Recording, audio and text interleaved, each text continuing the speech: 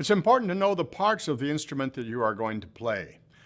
This is an example of a euphonium with upright bell and upright valves. The bell is the top section of the instrument. The receiver is the part of the mouth that the mouthpiece enters.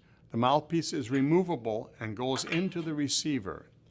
The valves are 3 valves on top. On this instrument, there's also a 4th valve on the side.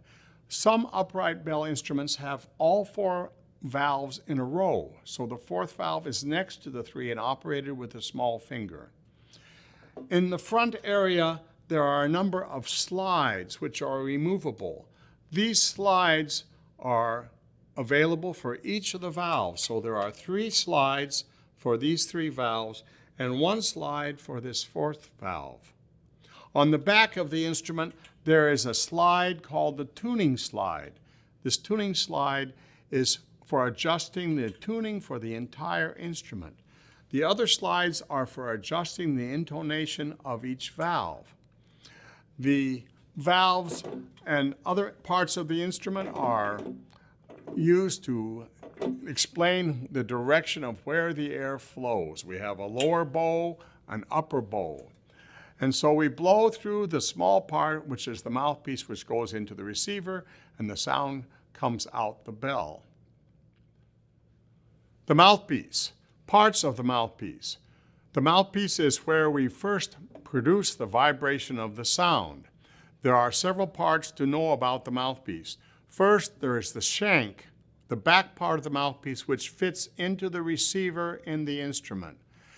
There is the rim of the mouthpiece, which fits against the lips. There is the cup, or the area inside the mouthpiece that we blow into. At the bottom of the cup is a small hole, and that is called the throat of the mouthpiece. And the opening at the back is the expansion of air from the throat to the opening is called the back bore. So in the mouthpiece, we have the rim, the throat, the cup, the shank, and the back bore. Those are the parts of the mouthpiece. On the bell front euphonium, the parts are similar but in a different location. We find the bell is facing forward, but the receiver is in the same position, just facing slightly to the right of the bell instead of the left of the bell. The valves are forward and are played with a ring to put your thumb. The slides for the different valves are in different positions but occupy the same function. And the tuning slide for the bell forward instrument is usually in front. This one is right here.